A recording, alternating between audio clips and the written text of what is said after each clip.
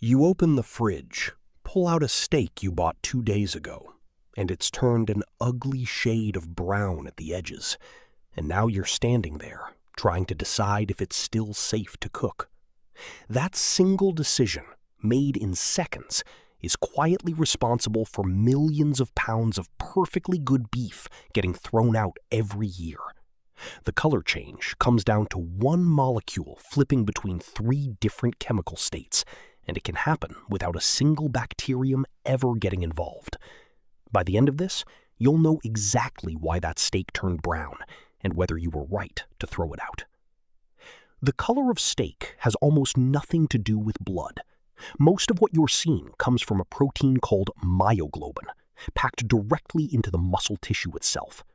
Myoglobin's job in a living animal is to store oxygen inside the muscle, the same way a tiny cellular oxygen tank would. Beef carries far more of it than chicken or pork, which is exactly why beef looks so much darker and redder on the shelf. Older cattle and more heavily exercised muscle carry even more myoglobin, which is why a tough working cut can look almost purple compared to a paler one. None of that has anything to do with freshness yet. It's just baseline biology. Here's where it gets strange. The exact same piece of beef can legitimately be 3 different colors within the same week without ever spoiling.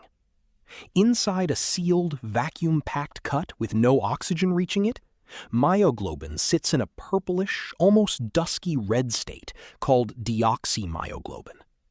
The moment that meat is exposed to air, unwrapped, cut open, laid out on a tray, oxygen binds to the myoglobin, and it flips to a bright cherry red state called oxymyoglobin. That cherry red bloom is the color your brain has been trained to associate with fresh, and it usually shows up within about 20 to 30 minutes of exposure to air. But that same molecule keeps reacting with oxygen over time, and eventually the iron at its center oxidizes into a third state called metmyoglobin, which turns the surface brown. That brown color is not a warning sign from the meat itself. It's just chemistry finishing a reaction that started the moment the package was opened.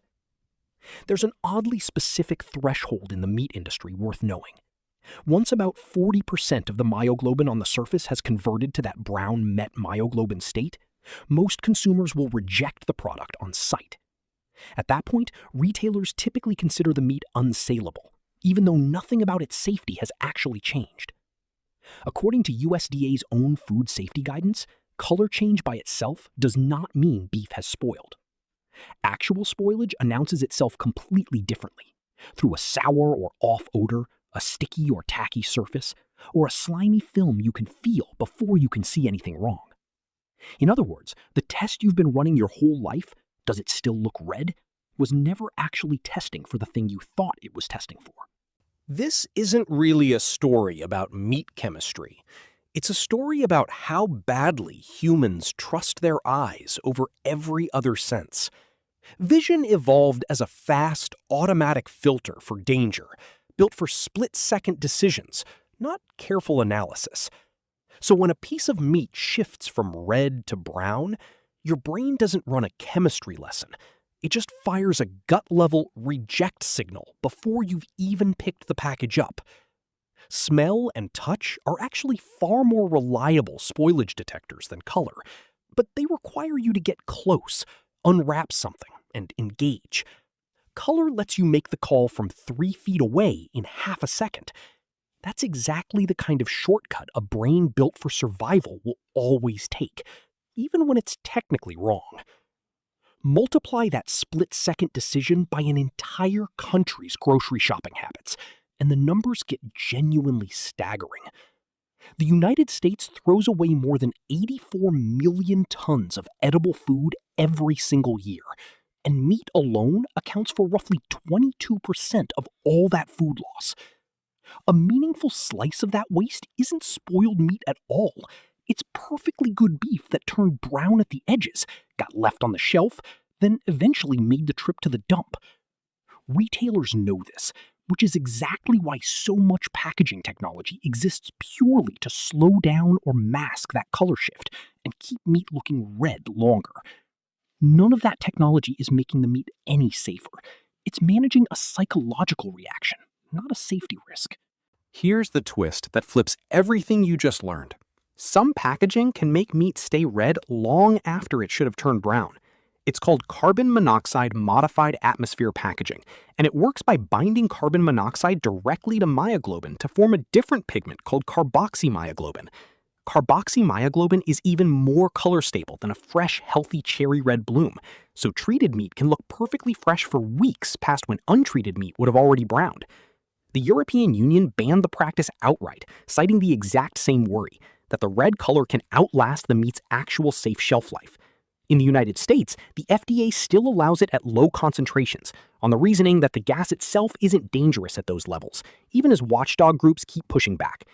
So the uncomfortable version of this whole video is that the color you trust can be pushed in either direction, kept red on purpose or turned brown for a completely harmless reason. Either way, the one thing color was never built to tell you is whether the meat in your hand is actually safe. Some packaging discloses this treatment in small print near the sell-by date, and most shoppers have walked past those words their entire lives without ever noticing them. So the next time you're standing in front of the fridge staring at a package that's gone a little brown at the edges, remember what's actually happening. That's not decay talking. That's a single molecule finishing an oxidation reaction that started the second the package let in air. And the next time a package looks perfectly, suspiciously red for far longer than it should, that's not automatically reassuring either. The real test was never in your eyes to begin with. It was in your nose and your fingertips the whole time. Smell it, touch it, check the date, and let the color do what color was only ever built to do. Look good on a shelf. You've been trusting the wrong sense on this one your entire life, and now you know exactly why.